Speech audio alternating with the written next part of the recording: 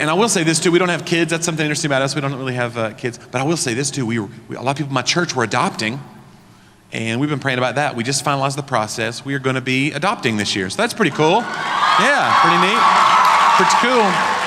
I think we actually have a photo. Do we have that photo? Do we have that photo ready? Yeah. This is our daughter, Elaine. She is 1.5 miles long. She's very tall. I don't know, it's hard to know if you're ready to be a parent, you know? Like, I'm an uncle, I love being an uncle, but nobody claps when you're an uncle, and they shouldn't. Because there's no responsibility of being an uncle. You know, my little 5-year-old nephew, Josh, he's easy, man, you know? You have 2 rules as an uncle, you know, when you're babysitting your nephew, you know? Don't be creepy, keep him alive. That is it! And I'm watching him the other day, and Josh is kind of mischievous. I don't know if anybody has a mischievous little brother or sister, but that's Josh. He's just 5, but he's running around, he's always getting into stuff. And here's how you can tell if you have a mischievous brother or sister, by the way. If your brother or sister smiles and it causes strangers to be like, oh my gosh, that is adorable. But when you see that same smile, you're like, oh no. He has put the cat in the dryer again.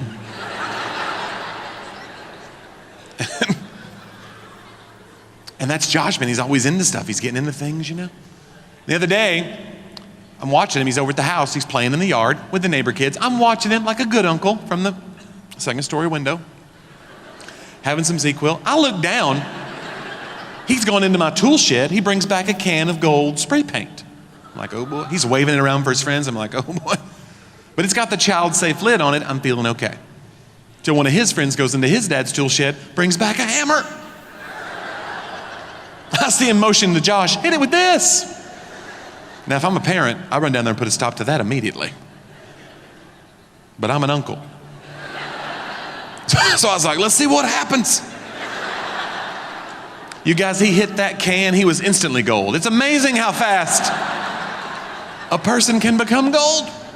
He was so shiny. And that's when I know I'm not ready, you know, because he comes in all upset. I'm supposed to comfort him, you know. I'm like, get up here, buddy, you're okay. I would like to thank the Academy.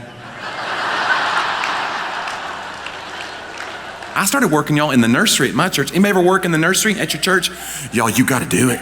It's the best because these babies cannot rat you out if it all goes wrong. They can't. You come back after church, I hand you a crying baby. It's like, look, maybe I dropped him. Maybe he's a brat. Like, you don't get to judge me. This is the Lord's house, okay? And we're a sticker church. Y'all putting stickers on the kids yet here? It's a weird thing. We're tagging these kids like they're in the wild. Like it's a nature study. Sprinkle out some goldfish crackers and track their movements. It's weird. And my pastor had explained to me, Johnny, it's a security thing. It's got the kid's name on the sticker, a little code at the bottom, and the parent gets a piece of paper with that same code. They come back after church, you know, to claim their child like it's a coat check or a raffle. Wonderful. And parents lose that piece of paper at my church. Y'all ever have that happen here? I don't know what your policy is, but I don't put up with that mess in my nursery. You come back without that paper, I'm like, I'm sorry. We're keeping him, okay? He works for Jesus now, all right? You knew the risks. They're like, you know me, that's my son. I just dropped him off. I'm like, sir, look, without the receipt, okay? The best I can do is store credit. Then I let him pick out a child of equal or lesser value. So we give out so many redheads, y'all. It's unbelievable. And I think I hurt some people's feelings. I'm kidding. Gingers don't have feelings.